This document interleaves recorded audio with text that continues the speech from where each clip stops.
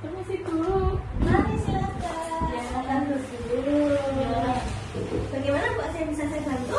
Bu, ini tadi anak saya kemasukan pakai Cina, Bu. Aduh, kok bisa? Iya. Ini dengan adik siapa ini, umurnya berapa? JN. ADR. Yang mau. 3 tahun ya.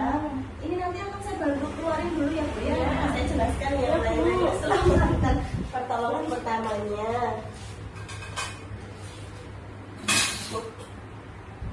Sudah? Ya. Ini keluar ya Bu Ya, ya? ya ampun. Caranya sedikit kakiku ini. Aduh.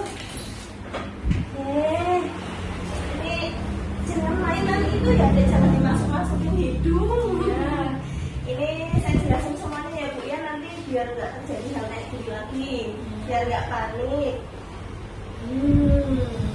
Nah, yang pertama, kalau untuk pertolongan pertama ini yang kayak tadi itu tuh perawatan diberikan secara langsung kepada orang yang terluka dan biasanya dilakukan di fasilitas kesehatan kalau yang udah berat-berat. Kalau misalkan yang masih ringan-ringan masih bisa di rumah. Nah, macam-macamnya itu banyak Bu, ada kecelakaan, ada tersedak, ada kemasukan benda asing di hidung, sama di telinga, sama luka bakar. Nah, itu untuk kalau pertolongan pertama di rumah kayak terjadi kecelakaan gitu, misal adik jatuh nih terus mama itu bisa dikompres pakai air dingin.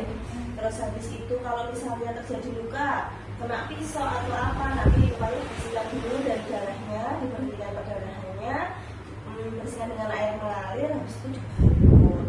Terus yang ketiga misalkan jatuh terus patah tulang, nah itu bisa dibuka lukanya terus dibalut pakai kain, langsung dibawa ke rumah sakit gitu. Yang kedua misalkan kasusnya tersedak, nanti bisa ditengkurapin, terus ditekuk-tekuk punggungnya. Kalau misalkan belum keluar, nanti dibalik, diterangkan, kita peluk dari depan, terus kita tekan Bu 5 kali di bagian sini. Misalkan belum keluar juga benda aslinya, dievaluasi dulu Bu, di mulutnya itu terlihat nggak. Kalau misalkan masih bisa kita jangkau dengan tangan, kita ambil barangnya. Kalau misalkan enggak, langsung ke rumah sakit aja.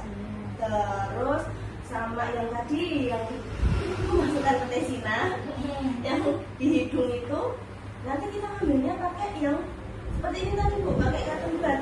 Jadi usahakan bendanya itu lembut dan tumpul, jadi nggak melukai adik.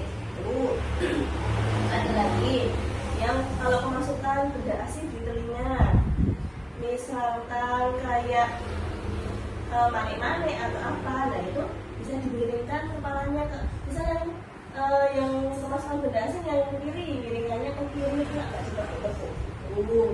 Nanti kalau misalkan serangga yang masuk, itu bisa dikasih minyak zaitun biar serangannya mati dan enggak menimbulkan iritasi di dalam. Nanti biasanya keluar sendiri kan karena licin minyak zaitun itu.